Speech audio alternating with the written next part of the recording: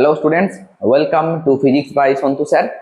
আজকে আমরা semester 3 class 12 এর ডে 6 এর ভিডিও নিয়ে চলে এসেছি। অর্থাৎ ডে 6 এর ক্লাস এটা। প্রত্যেক দিন 30টা করে কোশ্চেন আমরা সলভ করছি। একদিন গ্যাপে গ্যাপে ভিডিওগুলো আসছে, আবার কোনো কোনো সময় পরপর দুদিনই আমি ভিডিও আপলোড করেছি। যারা প্রথম থেকে দেখোনি, প্রত্যেকটা ভিডিও প্রথম থেকে দেখবে। প্লাস এর আগে কিন্তু প্র্যাকটিস ক্লাস বলে একটা ক্লাস স্টার্ট করেছিলাম, সেখানেও বেশ 12-13টা ক্লাস হয়েছে, সেইগুলোও কিন্তু অবশ্যই দেখবে।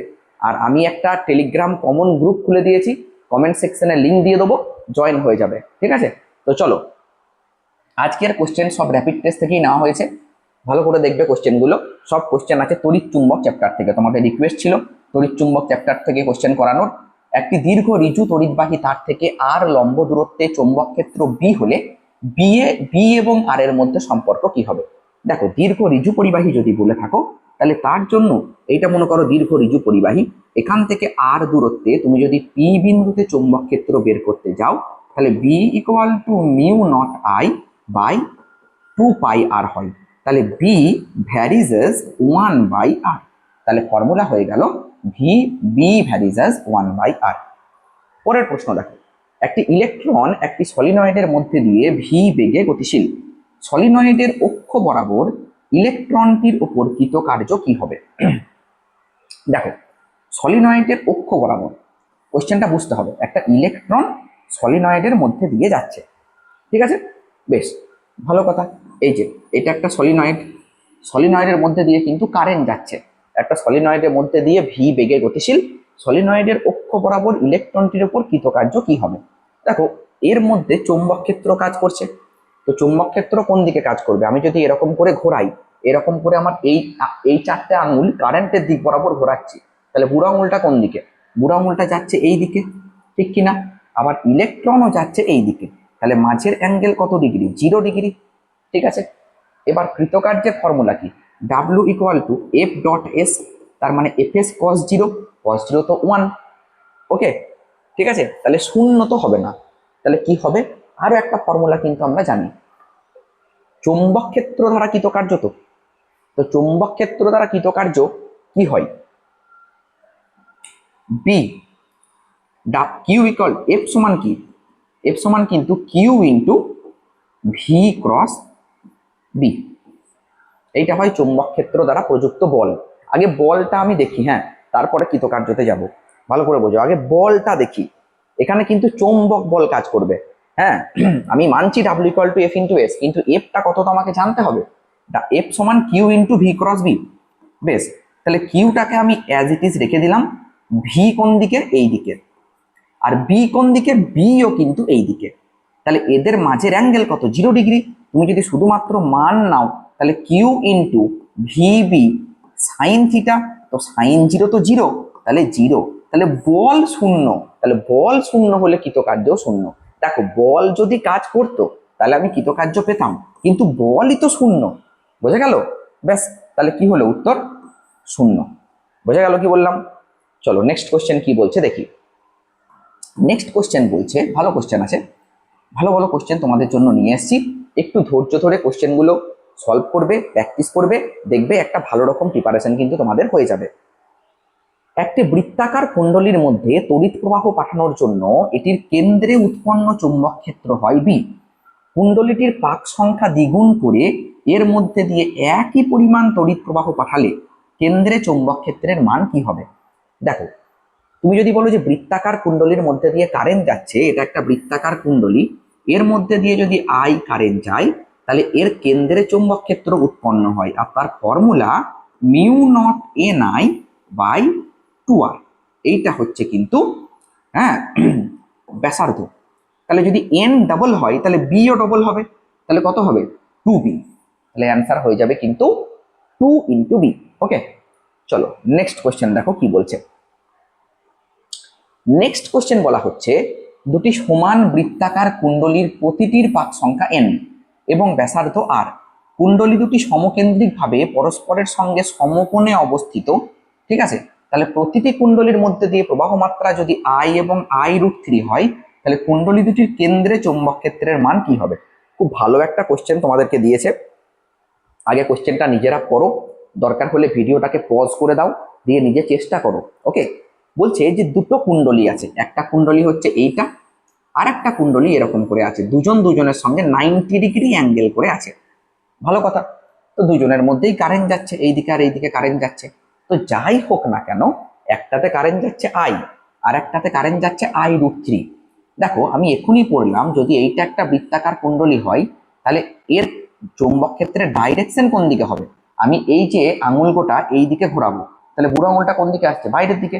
আর যদি ওই দিকে কারেন্ট যায় তাহলে এই দিকে ঘোরাবো, ভেতরের দিকে। তাহলে যাই হোক, হয় বাইরের দিকে নইলে ভেতরের দিকে, অক্ষ বরাবর। তাহলে এই রকম করে লুপটা আছে। তাহলে এর জন্য চৌম্বক ক্ষেত্র আমি যদি ধরি এইটা হবে, আমি যদি ধরি এর জন্য চৌম্বক ক্ষেত্র হবে এইটা, আর এইটার জন্য কোনটা হবে? এই দিকে হবে। ঠিক এখানে যেমন ভেতরের দিকে বা উপরের দিকে, তেমনি এখানেও আমি ধরলাম এই একটা দিক, এই একটা দিক।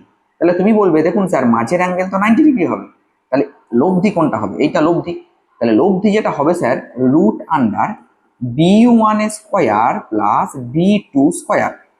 তাহলে কি হবে বলো তো? এইটাই যদি হয়, তুমি কিন্তু এখানে ফর্মুলা জানো। ফর্মুলা কত? μ0I/2r। ওকে, তাহলে আমি যখন এখান থেকে এটাকে বাইরে বের করে দেবো, বি মানে তুমি কি লিখবে? বি লিখবে μ0I/2r। ওকে, আর একটা তুমি লিখবে μ0I√3/2r। তাহলে যাই হোক না কেন, রুটের ভেতর থেকে μ0I/2r বেরিয়ে গেল। ওভারঅল বি বলছি আমি, এটা একটা b1 একটা b2। তাহলে লব্ধি হচ্ছে b1² প্লাস b2²। লব্ধির formula a² plus b² plus 2ab cos θ তার রুট।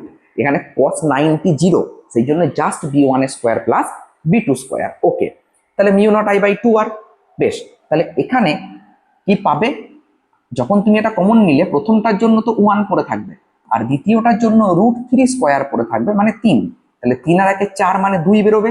তাহলে μ0I/2r ইন্টু 2, তাহলে শুধুমাত্র হবে μ0I/r।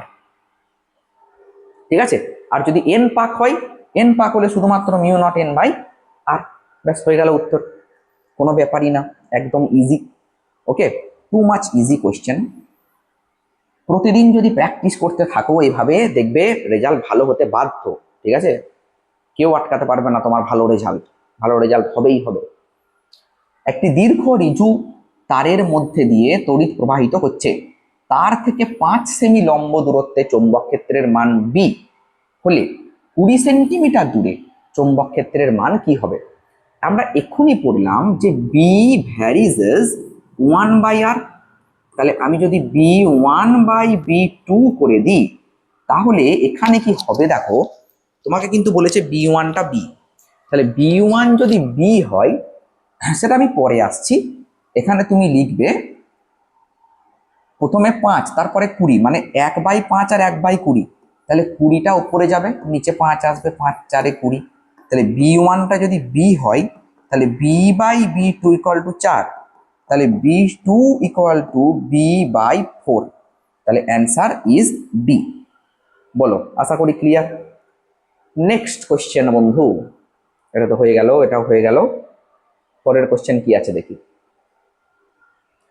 একটি পরিবাহীর মধ্যে দিয়ে পূর্ব থেকে পশ্চিম অভিমুখে তড়িৎ প্রবাহিত হচ্ছে।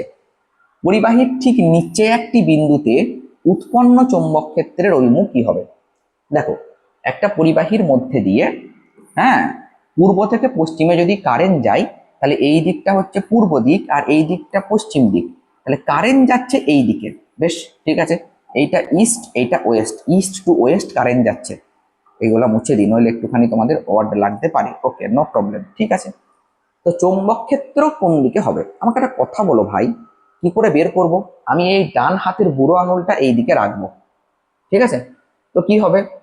পরিবাহীর ঠিক নিচে, নিচে মানে এইখানে একটা বিন্দু নিয়েছি। এই বিন্দুতে আসতে গেলে আমার এই আঙুল গোটা যদি নিচের বিন্দুতে আসতে হয়, তাহলে ট্র করে ঘোরাবো, এরম করে ঘোরাবো, এরম করে। আবার দেখাচ্ছি, এইভাবে ঘোরাবো। ভালো করে দেখো, এই যে এইভাবে ঘোরাবো, এইভাবে। তার মানে কি এই বিন্দুতে উপরের দিকে আসছে, এই বিন্দুতে উপরের দিকে আসছে। তাহলে উপরের দিকে যদি আসে, তাহলে সেটাকে আমরা কোন দিক বলবো? তাহলে সেটাকে আমরা বলবো উত্তর দিক। ঠিক আছে? তাহলে অ্যান্সার হবে উত্তর দিক, কারণ এইটা উত্তর। ওইটা দক্ষিণ, এইটা পূর্ব, এইটা পশ্চিম, এইটা ওপর, এইটা নিচে, এরকম করে ধরা হয়েছে। ওকে ওকে ভাই, এবার তোমাকে যদি বলে যে দক্ষিণ সরি পশ্চিম থেকে পূর্ব দিকে, তাহলে উত্তর হয়ে যাবে তখন দক্ষিণ দিকে। এল দৈর্ঘ্যের পরের কোশ্চেন কি বলছে বন্ধু, এল দৈর্ঘ্যের একটি তারকে বাঁকিয়ে দুই পাকের বৃত্তাকার রূপ দেওয়া হলো। তারের মধ্যে দিয়ে আই তড়িৎ প্রবাহ পাঠানো হলে ওই বৃত্তের কেন্দ্রে চৌম্বক ক্ষেত্রের মান কি হবে? দেখো, এল দৈর্ঘ্যের একটা তার ছিল, তাহলে এল সমান তুমি বলবে, দেখুন স্যার 2πr×2, কারণ দুই পাকের কুণ্ডলী তৈরি করেছো তুমি, বেশ ভালো কথা। তাহলে আর সমান কত? L/4π। বেশ, এবার তাহলে চৌম্বক ক্ষেত্র কত হবে? আমরা জানি ভি সমান μ0 Ni/2r।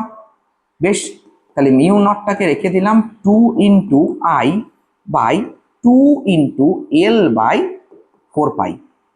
ঠিক আছে, তাহলে 2 আর 2 কেটে গেল, তাহলে 4μ0I/4μ0I/π/L, 4μ0I/π/L, তাহলে এইটা অ্যান্সার হবে।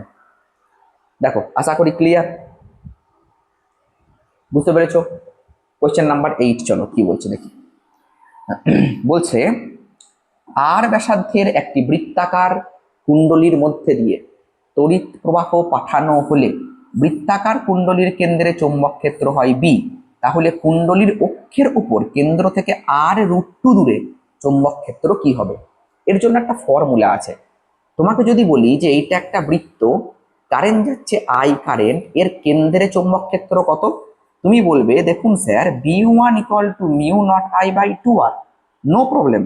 বাট আমি যদি তোমাকে বলি যে এখান থেকে x দূরত্বে এই পি বিন্দুতে চৌম্বক ক্ষেত্র কত, এইটা মনে করো আর, তখন তুমি বলবে যে স্যার এটা অক্ষের উপরে আপনি x দূরত্বে একটা বিন্দু নিয়েছেন, তাহলে আপনাকে ফর্মুলাও চেঞ্জ করতে হবে sir. μ0I/r² × r² + x² to the পাওয়ার 3/2। বলো, আশা করি ক্লিয়ার, ডান। এবার ওরা বলছে যে এখানে যদি এটা বি হয়, তাহলে অক্ষের উপর r√2 দূরে চৌম্বক ক্ষেত্র কি হবে? তাহলে এখানে তুমি বলবে যে দেখুন স্যার μ0I/r² +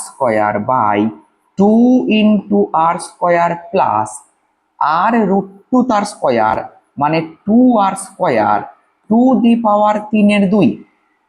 তাহলে স্যার 2 আর 1 3 হবে, তাহলে এটা হয়ে গেল μ0I/r² / 2 আর 1 3, 2 × 3√3, 3 টু দি পাওয়ার 3/2 হবে, তার মানে 3√3, কারণ এটা 3r² হবে। আর এইটা হবে স্যার r³ কারণ r² 2 2 কেটে যাবে, r³ হবে। আশা করি ক্লিয়ার। তাহলে এইদিকে r² মানে r কেটে গেল, তাহলে অ্যান্সার যেটা হবে, এখানে কিন্তু আমরা পেয়েছিলাম μ0I/2r, তার মানে বি। বেশ, তাহলে μ0I/2r মানে বি, তাহলে অ্যান্সার হবে b/3√3, b/3√3। বেশ, হয়ে গেল অ্যান্সার b/3√3। ডান, নেক্সট কোশ্চেন। একটি আধানগ্রস্ত কণা একটি সুষম চৌম্বক ক্ষেত্রের সঙ্গে 60° কোণে আনত হয়ে একটি চৌম্বক ক্ষেত্রে প্রবেশ করলো, তাহলে কণাটির গতিপথ কি হবে? দেখো, যখনই বলবে যে 0° বা যদি বলে যে 90° অ্যাঙ্গেলে একটা কণা ঢুকে পড়েছে, এইদিকে চৌম্বক ক্ষেত্র কাজ করছে বি, আর একটা কণা ভি বেগে এইদিকে ঢুকে পড়েছে, ভালো কথা। যদি এই রকম কখনো হয়, তাহলে তার পথ হবে বৃত্তাকার, তার পথ হবে বৃত্তাকার যদি 90° অ্যাঙ্গেলে প্রবেশ করে। আর যদি 90° অ্যাঙ্গেলে প্রবেশ না করে, আমি বলে দিচ্ছি 60, 30 যা খুশি যদি হয়, তাহলে পথ হবে সর্পিলাকার, বোঝা গেল? আর যদি 0° অ্যাঙ্গেলে প্রবেশ করে, তাহলে যে দিকে যাচ্ছিল সেই দিকেই যাবে, মানে পথ হবে সরল রৈখিক। বলো, আশা করি ক্লিয়ার। কোন চৌম্বক বলের রাশিমালা কি হয়? F সমান QVB sin θ। বলো, ডান। এফ সমান Q VB sine theta. Question number 10 দেখো কি বলছে। চিত্রে একটা লুপের মধ্যে 2a এবং 1a তড়িৎ প্রবাহ অবস্থিত, আর একটি 1 অ্যাম্পিয়ার প্রবাহ লুপের বাইরে অবস্থিত। এক্ষেত্রে বি ডট ডিএল এর মান কি হবে? দেখো বি ডট ডিএল এটা একটা ফর্মুলা হচ্ছে B dot DL that is equals to mu naught into I enclosed. Enclosed মানে যেটা ভেতরে আছে। তাহলে এই দিকে 2, এই দিকে 1, তাহলে মোট কারেন্ট কত? 2 মাইনাস 1 মানে 1, যে বাইরে আছে তাকে নেব না, তাহলে কত হবে? Mu naught into I. তাহলে ওইটা 1, তাহলে মিউ নট ইন্টু 1, আই এর জায়গায় 1, শুধু মিউ নট অ্যান্সার হবে। নেক্সট কোশ্চেন দেখো, বলছে 10 কিউব মিটার পার সেকেন্ড বেগে গতিশীল একটি ইলেকট্রন একটি তড়িৎ ক্ষেত্র ও একটি চৌম্বক ক্ষেত্র অতিক্রম করার সময় কোনরূপ বিচ্যুত না হয়ে চলে গেল। এক্ষেত্রে চৌম্বক ক্ষেত্রের মান 1.5 টেসলা হলে তড়িৎ ক্ষেত্রের মান কি হবে? খুব ভালো একটা কোশ্চেন বলে দিয়েছে। চৌম্বক ক্ষেত্রের মান যদি এত হয় তাহলে তড়িৎ ক্ষেত্রের মান কি হবে?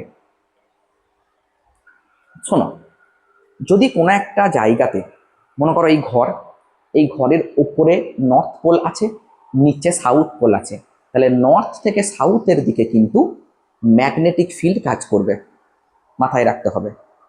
আর এই দিকে তড়িৎ ক্ষেত্র কাজ করছে, এই দিকে তড়িৎ ক্ষেত্র, এই দিকে চৌম্বক ক্ষেত্র কাজ করছে। একটা কণা এই ঘরে ঢুকে পড়েছে, সেই কণাটা যদি সোজা বেরিয়ে যেতে চাই, কোনো দিকে ডিফ্লেকশন না হয়ে যদি বেরিয়ে যেতে চাই, তাহলে তার একটা শর্ত আছে। সেই শর্তটা হচ্ছে ওই কণার বেগ হতে হবে E/B এর সঙ্গে সমান, তাহলে কোনো রকম কোনো ডিফ্লেকশন হবে না। তাহলে কোনো রকম কোনো রিফ্লেকশন না হতে গেলে বেগ কত হতে হবে? E/B এর সঙ্গে সমান। কত? হচ্ছে আমি জানি না। বেগ কত? বেগ বলা আছে, বেগ বলে দিয়েছে 10 কিউব। আমি জানি না। আর চৌম্বক ক্ষেত্র বলে দিয়েছে 1.5 টেসলা। তাহলে সমান কত? 1.5 ইন্টু 10 কিউব। 1.5 into 10 cube. কি ব্যাপার, কোথায় ভুল হচ্ছে ভাই? ভি ইকুয়াল টু E/B বের করতে কি দিচ্ছে? বের করতে দিচ্ছে তড়িৎ ক্ষেত্রের মান কত হবে। ওকে, তাহলে তো 1.5 ইন্টু 10 কিউব হতো, কোনরূপ বিচ্যুত হলো না। অতিক্রম করার সময় কোনো বিচ্যুত না হয়ে চলে গেল। এক্ষেত্রে চৌম্বক ক্ষেত্রের মান 1.5 টেসলা হলে সমান এত। ঠিক আছে, কোশ্চেনের অ্যান্সার, ভুল কিছু নেই, এইটাই হবে অ্যান্সার। এখানে এই অপশন ভুল আছে, ঠিক আছে, এখানে অপশন ভুল আছে, কোনোটাই মিলছে না। আমাদের কোশ্চেনের অ্যান্সার ঠিক আছে। নেক্সট দেখো, একটি ইলেকট্রন এত মিটার পার সেকেন্ড বেগে এত টেসলা মানের চৌম্বক ক্ষেত্রে প্রবেশ করলো। ইলেকট্রনটির উপর ক্রিয়াশীল বলের মান কি হবে? আমি এখনই বলে দিয়েছি ভাই, চৌম্বক ক্ষেত্রে যখন প্রবেশ করবে কোনো একটা কণা, তার যে বলের মান হবে এফ সমান Q into V cross B. Done. বেশ, তাহলে দেখো কিউ এর জায়গায় বসাবো, ঠিক আছে, বসালাম। বেশ, ভি ক্রস বি মানে কত হবে? ভি ক্রস বি মানে আমি ডাইরেক্ট এখানে করব, দেখো I cross I 0, I cross J তার মানে কে, তাহলে কত হচ্ছে 2k ক্যাপ। বেশ, হলো। জে ক্রস আই কত? জে ক্রস আই হচ্ছে মাইনাস কে, তাহলে মাইনাস 6k। বেশ, আর 3 এটা জে ক্রস জে 0, ব্যাস হয়ে গেল। বেশ, তাহলে ইটাকে আমি রাখলাম। এবার আমি এফ এর মান বার করছি। ইটাকে অ্যাজ ইট ইজ রেখে দিলাম, রুট 2 স্কোয়ার 4, 6 স্কোয়ার 36। আর একবার দেখে নি, V cross B, I cross I 0, বেশ, আই ক্রস জে কে, তাহলে 2k ক্যাপ। ও আরে, দুটোই তো কে ক্যাপ, তাহলে আমি আবার কি করছি? 2k cap minus 6k cap মানে কত? Minus 4k cap. তাহলে এবার ভ্যালু বের করো। আমি কে ক্যাপটাকে বাদ দিয়ে দিলাম, ভ্যালু বের করব। এর ভ্যালু কত? ই এর ভ্যালু হচ্ছে -1.6 ইন্টু 10⁻−19 ইন্টু -4, 4 ষোলো 64, মানে 6.4 ইন্টু 10⁻−19। ঠিক আছে, অ্যান্সার হয়ে গেল। বলো, আশা করি ক্লিয়ার। দেখো নেক্সট কোশ্চেন, এগুলো তো হয়ে গেল। এই কোশ্চেনটা, একটি ইলেকট্রন একটি চৌম্বক ক্ষেত্রের মধ্যে দিয়ে গতিশীল থাকার সময় সবচেয়ে বেশি বল অনুভব করবে কখন? দেখো, ইলেকট্রনের গতিবেগ চৌম্বক ক্ষেত্রের সঙ্গে লম্ব, ইলেকট্রনের গতিবেগ চৌম্বক ক্ষেত্রের সমান্তরাল। অবশ্যই প্রথমেই অ্যান্সার পেয়ে গিয়েছি, লম্ব। কেন বলো তো? এফ সমান Q V B sine theta. তো ভাই সাইন থিটার ভ্যালু ম্যাক্সিমাম কত হয়? 1। তো থিটা ইকুয়াল টু তো 90 ডিগ্রি হয়, তাই না? ব্যাস। পরের প্রশ্ন, অ্যান্ড এই ভিডিওর লাস্ট কোশ্চেন, এর পার্ট 2 ভিডিও আসবে, ডোন্ট ওয়ারি। পরপর কোশ্চেন অ্যান্সার সলিউশন আসবে। যেদিন আমি যেটা আপলোড করছি, পারলে সেদিনই সেটা দেখে নাও, তবেই কিন্তু বেনিফিটটা বুঝতে পারবে। ওকে, দেখো, প্রতিটিতে 10 অ্যাম্পিয়ার তড়িৎ প্রবাহ যুক্ত দুটি সমান্তরাল তারের মধ্যবর্তী দূরত্ব 10 সেমি। তার দুটির মধ্যে দিয়ে একই দিকে তড়িৎ প্রবাহিত হলে ওদের মধ্যে পারস্পরিক বল কত হবে? এফ সমান mu not I1 I2 by 2, আচ্ছা mu not by 4 pi 2 I1 I2 by r, তার মানে 2 পাই আর। ফর্মুলাটা এইটা হয়, বলে দিচ্ছি। মিউ নট, এই জিনিসটা কি আমি আরেকটু ভেঙে বলে দিই। হ্যাঁ, অনেকে এটা বুঝতে পারবে না কি বলতে চাইছে। বলছে দুটো তার আছে, এবার এদের মধ্যে কারেন্ট যাচ্ছে। কত কারেন্ট যাচ্ছে? প্রত্যেকটাতে 10 অ্যাম্পিয়ার করে। তো এদের মধ্যে আকর্ষণ বল কাজ করবে। সেইটা কত? সে আকর্ষণ বলটা, তার একটা ফর্মুলা আছে। এই দূরত্বটা যদি ডি হয়, তাহলে এফ সমান হচ্ছে mu not by 4 pi 2 I1 I2 বাই ডি। বসিয়ে দাও ভাই, 10⁻⁻7 2 ইন্টু I1 10 I2 10, আর ডি কত? ডি হচ্ছে 10 সেন্টিমিটার, তার মানে 0.1 মিটার হবে। দেখো ক্লিয়ার? তো কি হবে? এইদিকে 2, মানে 2 এর একটা ফ্যাক্টর আসবে, তাহলে 2 ইন্টু, এখানে পয়েন্ট তুলে দিলে উপরে আর একটা 10 অ্যাড হয়ে যাবে, 1 2 3, 7 থেকে 3 বাদ গেল, তাহলে 4। 2 ইন্টু 10⁻⁻4, আর ফোর্সটা কিন্তু অ্যাট্রাকটিভ, কারণ একই দিকে কারেন্ট গেলে ফোর্স অ্যাট্রাকটিভ হয়, আর অপোজিটে কারেন্ট গেলে ফোর্স রিপালসিভ হয়।